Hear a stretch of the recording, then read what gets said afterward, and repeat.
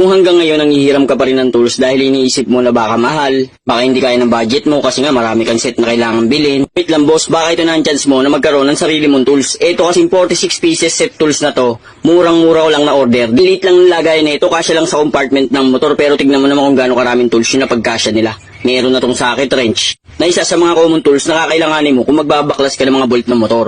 Marami na ring sizes to nakasama mga boss. Kaya sure ka na magagamit mo sa halos lahat ng bolt mo sa motor. Pwede mo rin lagyan ng extension kung masikip. Ang kailangan mo namang suksukan. Kagaya na lang nito, kailangan merong extension to kasi hindi makakapihit yung wrench. Saka para mas may puwersa rin kapag mahaba-haba yung tubong gamit mo. Meron na rin to kasamang screwdriver. Marami na rin kasamang talim pati mga allen wrench na magagamit mo rin, lalo kung mga gold balls yung gamit mong tornilyo sa motor mo. Ang laking bagay mga boss na meron tayong basic tools na kagaya nito na halos kumpleto na rin.